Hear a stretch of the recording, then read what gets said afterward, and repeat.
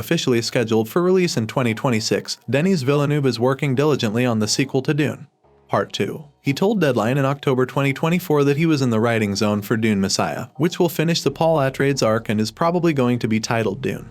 Part 3. Production company Legendary confirmed Villeneuve's return for a third film after the massive box office success of Dune. Part 2, which is currently available to stream on Max in the US. Villeneuve will return to complete his Dune trilogy by adapting the book sequel Dune Messiah, which he has been teasing since the first film. Here is everything you need to know about Dune 3 while we wait for the third film. Dune 3 release date. When can we expect Dune Part 3 in cinemas? The verified release date for Dune 3 is now December 18, 2026. A previously untitled event film from December 2026 was renamed Untitled Denis Villeneuve film by Warner Bros. in late June 2024. Then, in late July 2024, an IMAX presentation verified that it was a Dune film. Although the actual start date of Dune 3's filming is unknown, Villeneuve stated that he would probably return to the set sooner than he had anticipated. I assumed that following Part 2, I would unwind by returning to the woods and spending some time there to recuperate. However, he told Deadline, I would return behind the camera more quickly than I think, and the woods weren't really my thing. Although the third Dune film won't be released for another 2 years, the prequel series Dune Prophecy is currently available on Sky Atlantic and Now. The beginnings of the Bene Gesserit are the focus of the new series, which is set about 10,000 years before the movies and centers on two sisters, Shalaya and Valia Harkonnen. Dune 3 cast. Will Zendaya be in Dune 3? We understand that you may be concerned that Zendaya won't play Chani again because of the conclusion of Dune 2, but we would be shocked if she didn't because Chani has a role in Dune Messiah. We can already infer a number of returnees for Dune 3 based on who appears in the book, even if we don't officially know who will return yet. Timothée Chalamet as Paul Atreides, Zendaya as Chani, Florence Pugh as Princess Irulan, Charlotte Rampling as Gaius Helen Mohiam, Javier Bardem as Stilgar, and Taylor-Joy as Alia Atreides. Chalamet signed a big contract with Warner Bros. On March 26, 2024, so there shouldn't be any issues getting him back for the third film. Warner Bros. will have the first choice on all films, although he is free to work with other companies as part of the multi-year feature picture pact. Although Florence Pugh didn't play a significant part in the follow-up, Villeneuve has already stated that Princess Irulan will have a larger role in the third film. Chani, who I first introduced in Dune, goes on to become a major figure in Part 2. Florence, whom I only introduced in Part 2, becomes one of the primary protagonists if there is a Dune Messiah. I follow suit with her. Alongside Pugh, Villeneuve is eager to see more of Taylor-Joy in the upcoming film. I would love to make Dune Messiah just to work with her and Florence more, he stated to EW. Those actresses are really motivational. They make me want to do another one and give me chills. Now that we know there will be a third film, we can anticipate seeing a lot more of Pugh and Taylor-Joy in the sequel. Her return for the third film has already been essentially guaranteed by the latter. In November 2024, Bardem told Variety that he will be very angry with Villeneuve if he wasn't in the third film because Stilgar is in the novel, therefore confirming his return.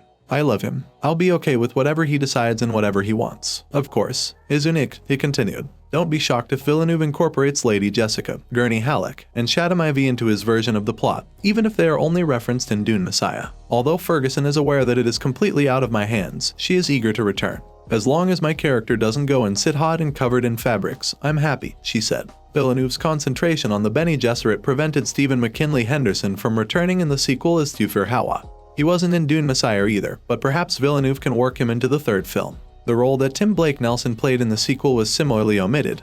However, it was rumored to be that of Count Fenring, Lady Margaret's husband. Perhaps he will appear in the third film. In Dune Part 2, Lee Seydoux played a small part as one of the Bene Gesserit, Lady Margaret Fenring. Although she doesn't appear in Dune Messiah, Lady Margaret might make a comeback in the sequel. Will Jason Momoa be in Dune 3? Readers of the Dune books have long known that Jason Momoa's Duncan, Idaho story didn't stop with his death in the first film. In Dune Messiah, Paul receives a present from Duncan, Idaho in the form of a Gola, an artificially made person. We'll keep that out of this discussion for the time being, but it's a present with a terrible secret. Although it hasn't been confirmed, Momoa will undoubtedly reprise her role if Duncan, Idaho appears in Dune 3 in the same manner. If Villeneuve decides to bring Duncan, Idaho back, he certainly appears eager to play the part again. Dune 3 plot. What happens in Dune Messiah? Although there were some notable modifications, Villeneuve remained largely faithful to Herbert's novel in Dune Part 2, just like in the first film. For example, when Paul begins a holy war, Chani rides off into the desert and they are split apart at the conclusion of the film, while Paul's sister Alia is not yet born at the end of the second film, where she has already killed the Baron by the end of the book. We can still anticipate that Dune Messiah will be mainly true to Herbert's tale, but it will probably require some adjustments to be brought to the big screen. 12 years after the events of the first book, Paul must face the reality that his victory over the Harkonnens has caused destruction throughout the universe, with billions of people killed in the Holy War. This is the setting for Dune Messiah. Throughout the book, Paul tries to stop the violence while dealing with new foes and betrayals from old allies. This forces him to make a decision that could alter the course of the world as a whole. Although it was not his aim, Herbert wrote Dune Messiah in response to many considering Paul a hero at the conclusion of Dune. The filmmaker may have more leeway in altering the tale of Dune Messiah for the third picture because Villeneuve's version of Dune has already made it evident,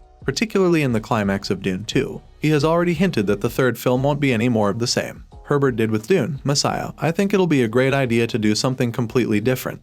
He stated to Deadline. The plot is set around 12 years after Part 2's conclusion, when we last saw the characters. This time, their trip and story are different, which is why I always say that even though the world is the same, the movie is set in a different time period. Don't anticipate a happy ending to Paul and Chani's story, as Zendaya hinted to Digital Spy. For her, it simply turns into a major source of uncertainty, distraction, and conflict. In my opinion, it's much more than a romantic attraction. Rather, it's a complex relationship that love interferes with, she said. And how will these two characters make amends for that? How they get over it is beyond me. I have no idea what is ahead for them. It's not pretty, to put it mildly. Dune 3 trailer. Any footage of Dune Part 3 yet? Dune 3 has not yet begun filming, so any footage is still a long way off, but the movie may already have a fixed release date. Apologies. Thanks for watching. If you liked this video, make sure to like and subscribe for more.